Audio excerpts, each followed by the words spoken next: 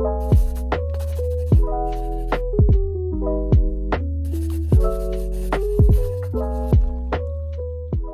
さん、English 絵本タイムです。今日は How I Met My Monster 僕のモンスターとの出会いという絵本の読み聞かせです。では、早速始めましょう。How I Met My Monster One night, when I reached under the bed for my truck, I found this note instead. Monsters, meet here for final test. Z. Ha! My parents were obviously trying to trick me into staying in bed. I didn't believe in monsters.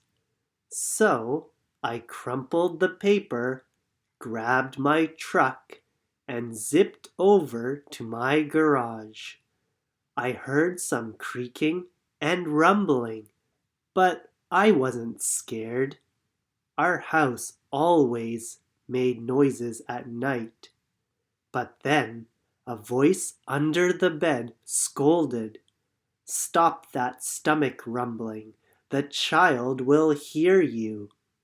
Voices, stomach rumbling. If this was part of my parents' trick, it was pretty cool. I peered into the inky blackness. 5 pairs of eyes blinked back. "See, now he knows we're here," the voice sighed. "One of you has broken monster rule number 1. Maintain the element of surprise." This is no trick, I thought. There are monsters under my bed. A long-necked yellow monster slid out, followed by 4 little monsters. "Rule number 2, the yellow one instructed. Never block the bed. All of you, scoot over." Hey, I realized, that one must be their teacher. I sat up straight, mesmerized by the monster parade, shuffling across my bedroom. "That's better," the teacher monster said. "Access to the bed is clear. Now, who knows rule number 3? The purple monster teetered on his tiptoes and gurgled, "Get the child into bed." That's correct, Genghis. That's correct, Genghis. And how would you do that? Well, Mr. Z, I would roar my scariest roar. All right, give it a go. Genghis took a deep breath, opened his mouths, and let out a tiny blurp. Stomach rumbling would have a better chance of getting me into bed than that funny little noise, I laughed. "The child is right," said Mr. Z, shaking his head. "That was not sufficiently scary, Genghis. I'm sorry, you're not the best monster for this child." There was some creaking as Genghis slunk beneath the bed. Before I could investigate where Genghis had gone, Mr. Z asked, "Now, who wants to try to get the child into bed?" The orange monster looked at the ceiling, and the red monster looked at the floor. Only the green one looked at me. First, he stared at my toes and started drooling. Then he took a step toward me, and I heard that rumbling noise again.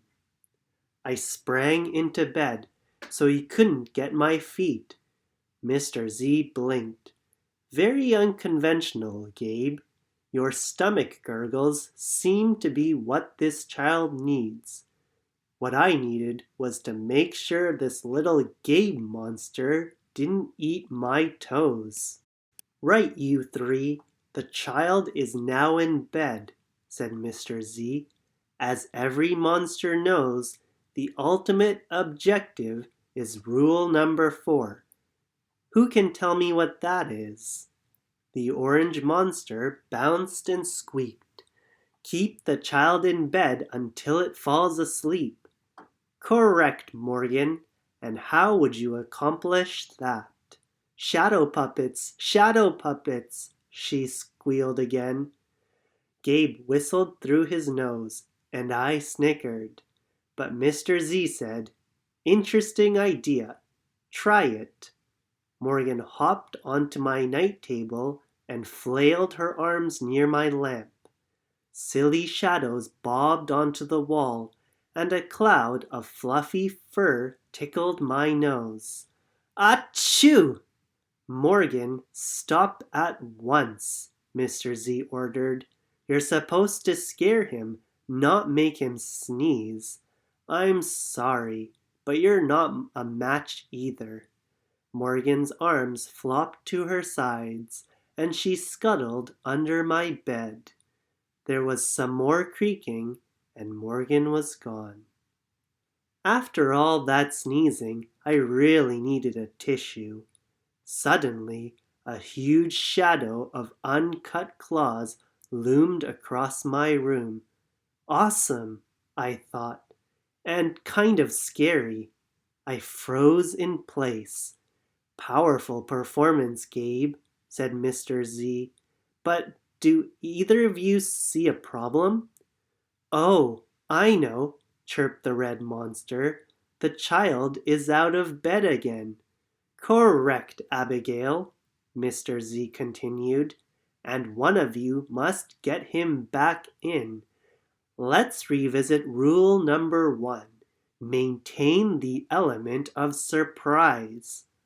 All at once, poof, the monsters vanished. Then I heard more rumbling. Were they hiding in my closet, making noises to scare me? Ha! No, it was only my stomach grumbling. All this excitement was making me hungry. I tiptoed past the closet and peeked out the door. So far, so good. No monsters. Then I stepped over the squeaky stair and sneaked down to the kitchen. As I reached into the pantry, I heard some chattering behind me. I sure hoped it wasn't that toe-loving Gabe.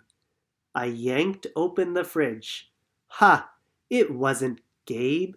It was just the red monster, shivering on the shelf. Found you, I laughed.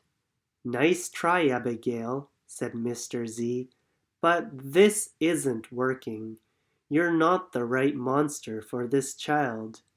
But, Mr. Z, she whined, it's not my fault he's not scared of me.